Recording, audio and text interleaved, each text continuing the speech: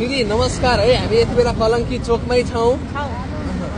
के छ चुनावी अभियान? अब धादिङ क्षेत्र नम्बर 1 बाट तपाईँले टिकट पाइसकेपछि अब चुनावी अभियानमा लाग्नुपर्ने हुन्छ होला। अब चाहिँ हामी मनोनयन दर्ता गर्न गल्सी चोक जाँदैछौँ। हजुर जाँदैछौँ अनि अहिले चाहिँ हामी कलङ्की गर्छौँ भाइ।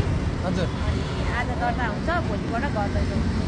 भोलिबाट घर दैलो हुन्छ भनेपछि आशिका तामाङ चाहिँ चुनावमा लड्ने उठ्ने नउठ्ने भन्ने जुन चर्चा चलिरहेको थियो क्या, सुरुमा तपाईँ राजनीतिमा नआउने जस्तो कुरा पनि भइरहेको थियो। होइन, राजनीतिकमा होइन, स्वतन्त्र उम्मेदवार त मैले चाहिँ गरिसकेँ, घोषणा गरिसकेँ नि।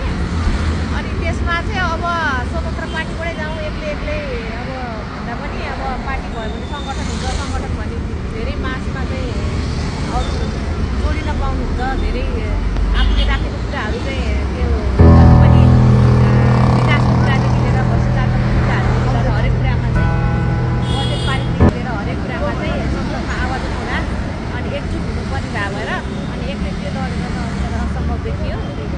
सुरुमा चाहिँ तपाईँ काठमाडौँबाट उठ्ने कुरा चाहिँ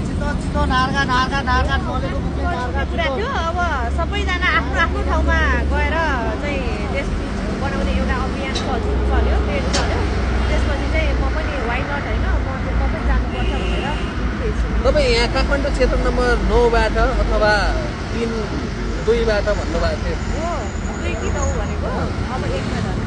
किन दिदी खासमा तपाईँ आफ्नै क्षेत्रबाट उठ्न चाहनु भएको? अब आफ्नो ठाउँ आफै बनाऊ भन्ने जुन अभियान छ अहिले, जति पनि नयाँ पुस्तामा भइरहेको छ नयाँ पार्टीमा होइन, ठुला दलहरूले नै नयाँ आफ्नो ठाउँ आफै बनाऊ भनेर लागिरहनु भएको छ। त्यसमा चाहिँ म पनि वाइ नट भनेर म पनि अगाडि बढ्छु। तपाईँले राजसभाको त्यो समानुपातिकलाई लिएर तपाईँले विरोध गर्नुभएको थियो। त्यो त सधैँ अब त्यो जुन चाहिँ एकदम निष्पक्ष हुनु पर्थ्यो होइन, अब त्यो भएको थिएन, उहाँले सुधारिसक्नु भयो। अब यो कुरालाई अब जो धादिङ क्षेत्र नम्बर 1 बाट राजेन्द्र पाण्डे हुनुहुन्छ है, उहाँले पटक 10औँ पटक जित्नु भएको छ। उहाँलाई तपाईँले हराउन सक्नु होला त? किनकि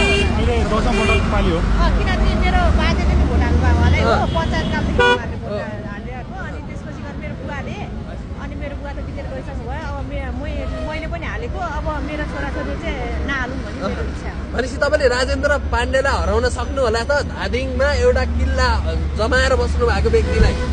अब मैले हारेँ भने उहाँले जित्नुहुन्छ, उहाँले जित्नु भयो भने मैले हार्छु। यो चाहिँ अब एउटा मैदान हो भाइ। अब त्यसमा कुनै छैन। भनेपछि अब आशिका तामाङले गरेको कामलाई लिएर पनि धेरैले प्रशंसा गरिरहेका छन् र तपाईँको कामलाई पनि हेर्नुपर्ने हुन्छ होइन। चुनाव जित्नु अब कसले जित्ने भन्दा पनि जनताले मूल्याङ्कन गर्ने कुरा हो। अनि यो चाहिँ नयाँ सोच